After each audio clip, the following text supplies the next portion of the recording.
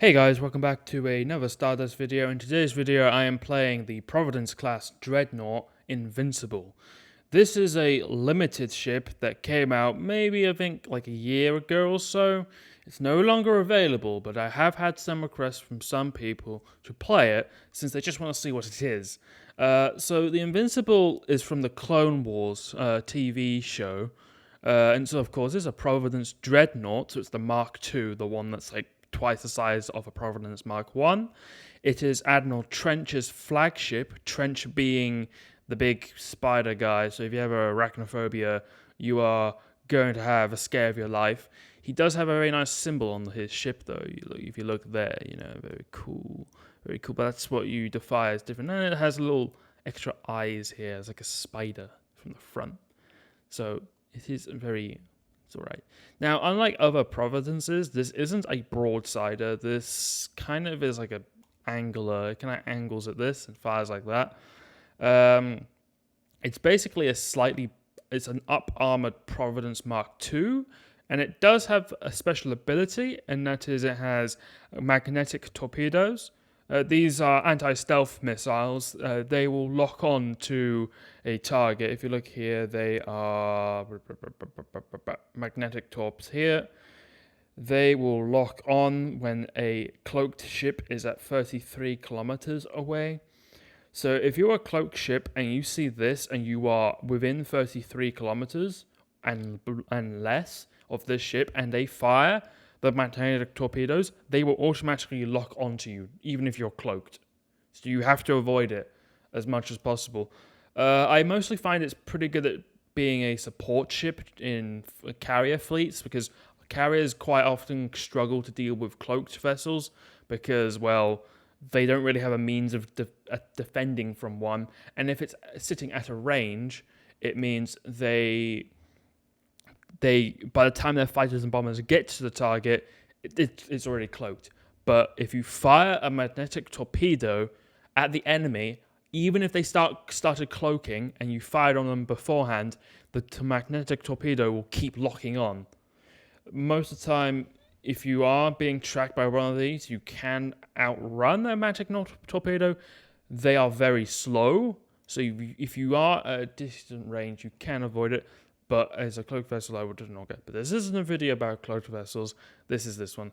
As you can see, it is a limited, and the fact that you can tell it's a limited is because down here there's a little spider droid down there.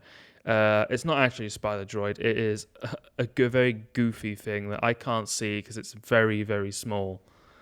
But anyway, the weapons-wise, like I said, it's just a Providence Mark II, basically, with more guns.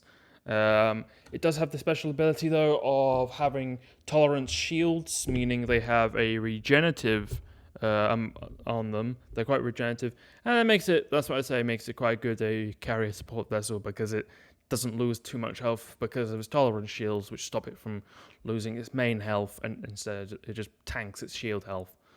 It can be quite overwhelmed quite quickly.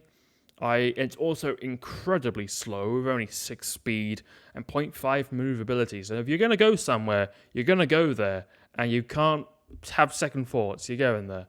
But anyway, enough rambling, let's get into it. Oh, this unlucky guy, man. He got launched into the stratosphere, bro.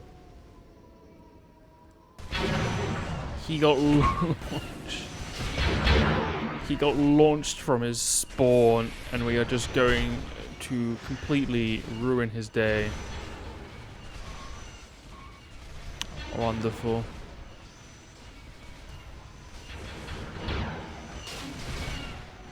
And yep. And who doesn't like tolerance shields? Because I tanked all of that and it did absolutely nothing. Also, another thing about magnetic torpedoes is, if you think there is a cloaked vessel nearby, just fire your magnetic torpedoes, even if you know they might be hiding behind something. If you fire them, then at least you know there is a cloaked ship nearby, and that can be really helpful sometimes. But this is a carrier game, so it's going to be extremely uneventful unless the enemy do something themselves. And oh my lord, that man is on fire. toasty toasty.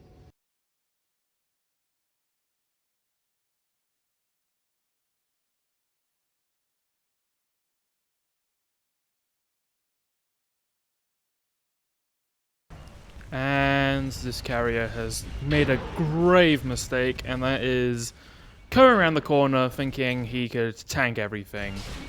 Keep in mind, I am a Dreadnought with a lot of super heavy turbo lasers. Yep. That man died. I'm really not surprised. Oh, hi there. Why? Well, people don't understand. They don't see it. They don't see it. They just go, that's just a normal Providence. They don't see this little symbol here. You've got to keep an eye on this symbol. If you see this symbol, do not engage. That is an anti-stealth ship. It will kill you. Oh my lord. Some people, man.